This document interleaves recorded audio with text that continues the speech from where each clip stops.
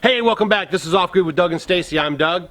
And I'm Hunter. And today, the grandpa is going to teach the grandson things around the homestead. We're going to work on building some things on the deck, and we're going to talk about one of the main questions some of you guys had was about how we're going to prevent algae in this tank. Now, one thing that I don't want to do is spray paint it black. A lot of people do that, and if I wasn't probably using it on the garden, I would probably think it would be no big deal, but I'm just being extra cautious. These are food grade totes, and I don't want to paint them black and maybe have that seep into the water. So I'm going to show you guys a great trick on how I'm going to keep algae from forming inside of the tank. So here we go. Now, if you guys have been watching our videos for a while, you saw last year when we put the whole garden area together. I'll leave a link to the video right there in case you're new to our channel. But we actually collect these billboard tarps. If you guys can find a place in your area, an advertising place, they actually recycle the billboard tarps, and you can get them for pennies on the dollar. I mean, we're getting like 14 by 42 tarps for like $20. So we have a spot here, actually it's some of the Amish guys, they actually collect these up in pallets and they bring them back and then they sell them to people who need them in the neighborhood. So that's what we utilize here a lot because they're a lot more durable than regular landscaping fabric, and they're breathable, allows the water to penetrate through. So I've seen some people have maybe seen what we were doing and maybe thought they could use plastic, but don't use plastic because plastic will not let the water drain through and it'll cause you more problems than it'll benefit you. So what we're going to be doing here is throwing this tarp, this billboard, over the top of the tank, because basically the whole trick of not having algae in your water is just stopping the sunlight from penetrating and hitting the water. So it's a simple solution to a simple problem.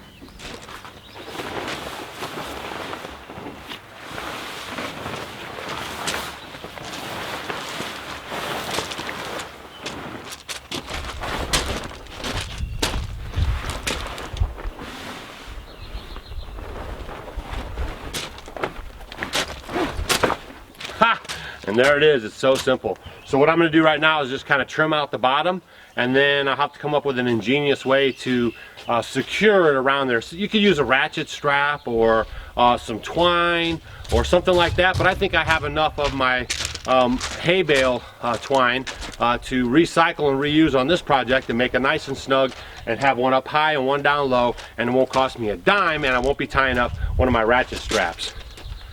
One way I like to cheat my twine, so I take the twine off, I always try to leave it whole, and especially if you have wire tied, you can just snip those and then kind of wrap them up, and you have some great resources for around the homestead, because you're always needing to bind something together, or like these cattle panels we have as gates, you know, we can use them to cinch the gate closed, or just lots of different uses.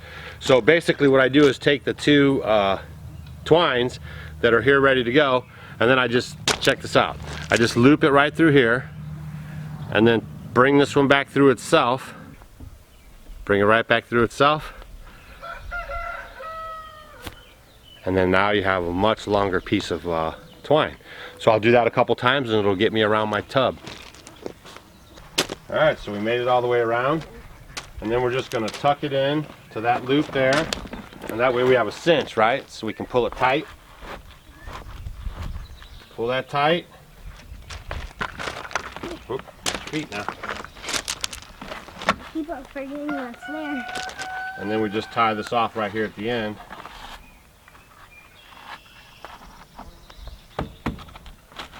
And that'll give us a nice tight cinch there.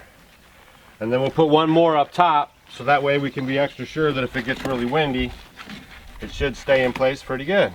You like it?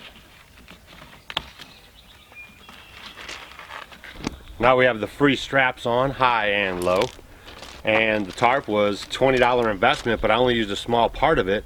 So a lot of people could have used shade cloth or something like that to help keep the sun out. Some shade cloth is 80%, so that would even work, but I'm trying to go the you know, the cheapest way possible, and I think this is a winner right here. So now all we have to do is cut a hole in the top so the water can get in.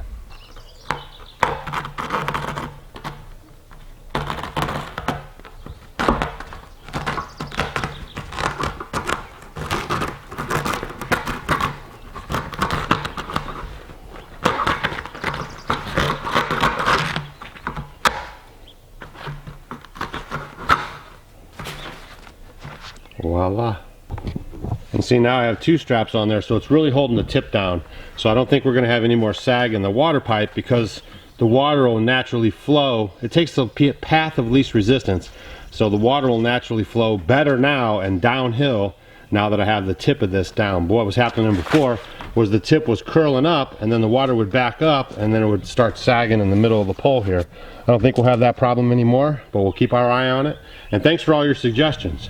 So now me and my trusted assistant, Hunter, we're going to cut our braces for the deck at 14 1/4, and I'm going to show them how to use a tape measure and how to use a square. It's called a speed square. What's it called?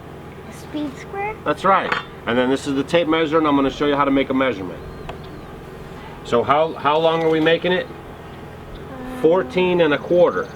14 1/4. Right. So we're going to bring this down to 14. See 14 right there? Right? Okay. And then we're going to mark it at 1/4. Do you know how many quarters are in $1? Like 100? No, there's 4 quarters in $1. Right. So that's why they call it a quarter. Because there's 4 quarters to the next inch. Okay? So once you mark your 14 1/4, okay? See how we did that? Right? Then you're going to take your speed square, right? And you're going to put it right on your mark. See that? And then you got to draw a line all the way down. You draw the line. Stay right up tight against there and all the way down. Wait, here? Like this, and then go all the way down. So that way when you cut, you know you have a straight line. See? Now we got to finish the line up here. So what you do is you put your mark right on this. See that? And then you move your square over to it, and then you just push it on up. Come on. Push it on up. See? Now we have a straight line. So when we cut, we have a nice straight cut. Right? Okay. Okay, go down to the end down there and lift the board up and push it towards me. Up and towards me. There you go. A little more, that's good. Now we'll make our cut. So stand over here, or stand over here by me. And then you got your safety glasses on, because you always wear your safety glasses when you're dealing with the saw and stuff. See? Now thanks to you, we got a nice straight cut. So now we'll be able to put this in on our next rafter. Oh. What's that do? This is the nail gun. So this way we can put our boards in there, and then they stay in there. Oh! So what this is going to do is help us when we put our boards in, keep these from twisting and turning, see? So that's why you do it. Okay.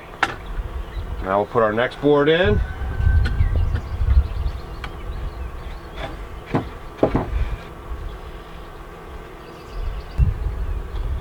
Can you see how it's getting stronger? Yeah. Yeah. It's not even wobbling at all.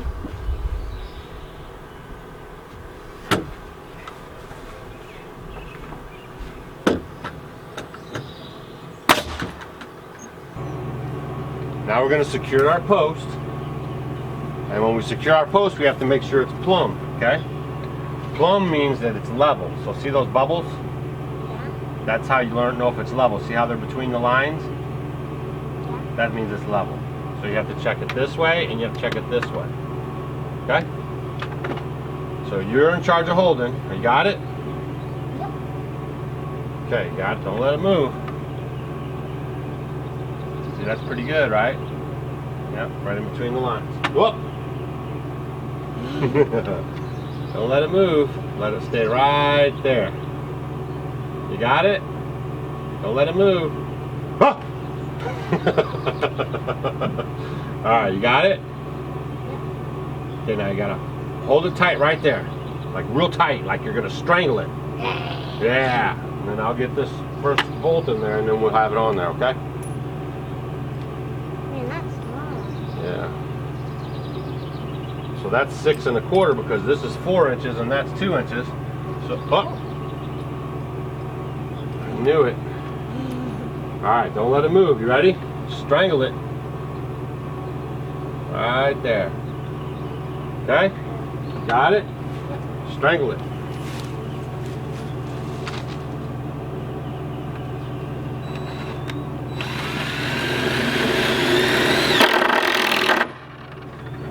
Now use your foot and push it on the bottom. Keep it tight up against there, okay?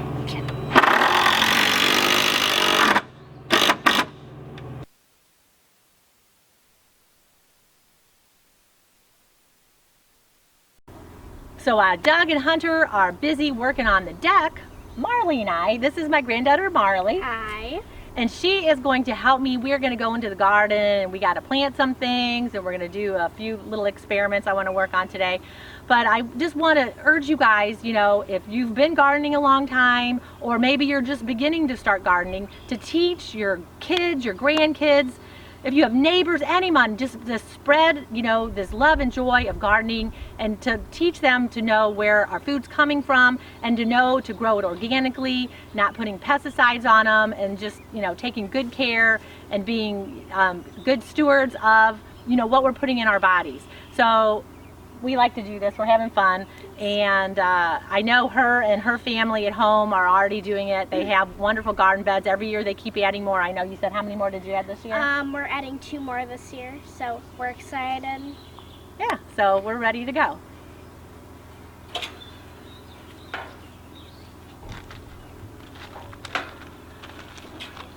So then a little earlier today, whenever the clouds come, we're out here working. We planted a few more things and Marley did really good. And what'd you plant? So we planted yellow peppers, a tomato plant, and we planted some zucchini. And you remember what this was? Yeah, we planted a variety of oregano. Yeah, it is a special one. I had seen this one and I don't even know what kind this is, but it looked really good and it tasted really good. So I thought, let's try this one. So we picked this one up at the store. So this one was a store special, but everything else we kind of grew. But I'm looking forward to seeing what it turns out and tastes like. Yeah. We've been working hard today. We went ahead and got some dirt, right? And wheelbarrowed it in here. And with luckily Hunter and Grandpa's help, we got the dirt with the tractor and then we got some compost. And we blended it all in here, made it really nice. And now I have some kind of extras here. Here's a cantaloupe that we're going to put in here. Some extra things that she's going to put it in there. We'll cover it up really good. Hopefully it'll take off. Watch out for the little flower. Yep. Then we can have some cantaloupes. It needs a little love in here. It's been sitting in the little pot for a while. And then I think over here I have a butternut squash that we're going to do. I love butternut squash.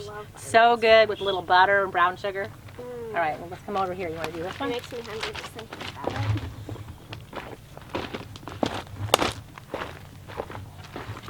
Put that one in there. Cover it up. Nothing's better than playing in the dirt, huh? Good, good, good.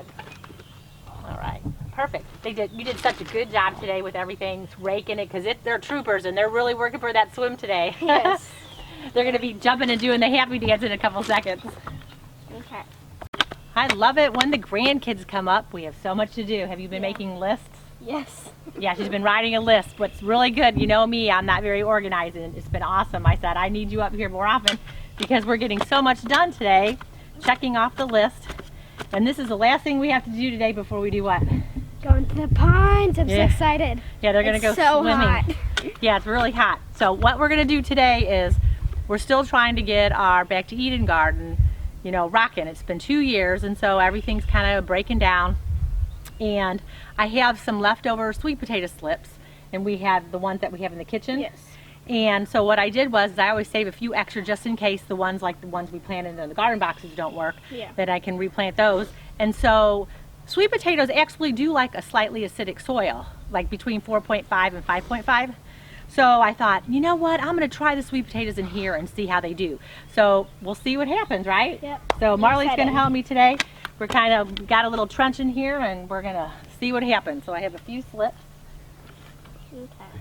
So I want you just hand me a couple and we'll put them in here. And hopefully we'll get sweet potatoes here too. Yep. All right. And then when we're done with this, we're going to plant some more flowers. because flowers do very well in the garden. They have jobs besides looking pretty because a lot of them repel pests, and they're good to eat too. And I love to eat my flowers in my salad, so I have a new one I want to plant today. And when we're done with that, we're going to do that.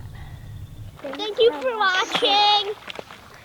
Make sure to follow us on Instagram, Facebook, and Twitter. See you guys on the next video. Bye! And remember, if you're drowning, just stand up.